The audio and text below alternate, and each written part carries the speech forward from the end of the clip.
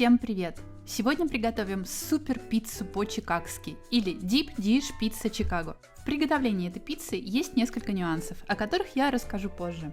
В самом начале активируем дрожжи. 9 грамм сухих дрожжей заливаем 120 мл теплой воды и добавляем чайную ложку сахара. Пусть себе активируется в сторонке.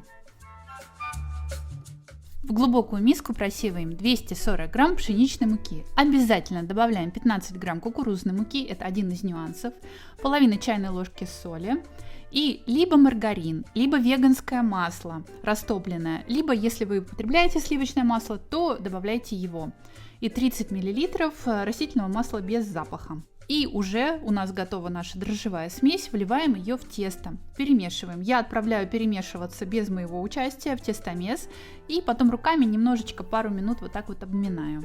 Затем укладываем все это в глубокую миску, смазанную маслом, накрываем чем-нибудь и отправляем в теплое место на час подниматься тесту. Тем временем возьмем 2 луковицы среднего размера, можно и большого, и максимально мелко порежем. Можно даже натереть на терке, вот как я.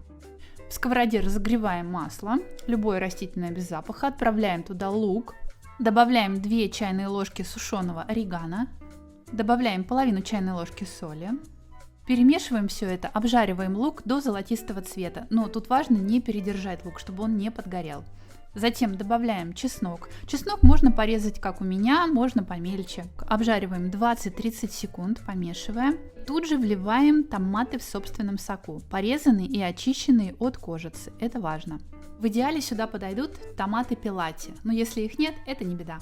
Накрываем крышкой и тушим 20 минут. Соус загустеет. Мы можем добавить немного перца. А в самом конце обязательно добавляем базилик. В идеале свежий, но если нет свежего, можно и сушеный. Прошел час, тесто увеличилось в 2 раза, оно очень пористое, нежное, работать с таким тестом одно удовольствие. Раскатываем тесто в круг, диаметром на 3-4 см больше, чем ваша форма.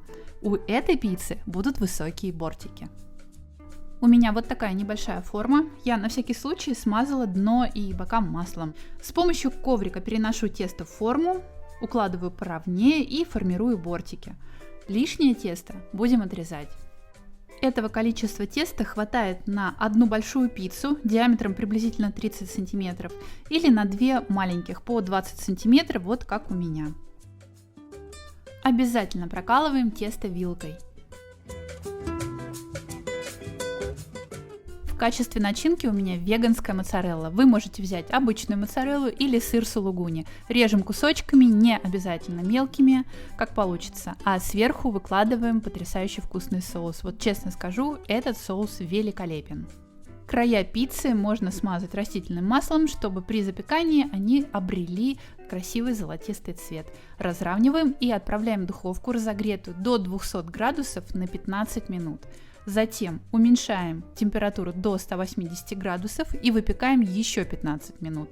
Но опять же ориентируйтесь по вашей духовке. Если края горят, закройте их фольгой. Вот такая пицца в глубокой тарелке из Чикаго у нас получается. Честно скажу, это невероятно вкусно. А если у вас есть пара веточек лимонного тимьяна, непременно украсьте ими пиццу. Эта травка тут идеально дополняет симфонию вкусов этого блюда. Разрезать можно прямо в форме, можно вытащить как вам удобно. Как всегда, количество продуктов и история о том, откуда вообще взялась эта уникальная пицца, вы найдете в описании. Надеюсь, вам понравился мой вариант чикагской пиццы. Пишите комментарии, подписывайтесь на канал, жмите на колокольчик, чтобы не пропускать новые видео. Я всегда очень рада каждому хорошему человеку на моем канале. Желаю вам приятного аппетита и до новых встреч!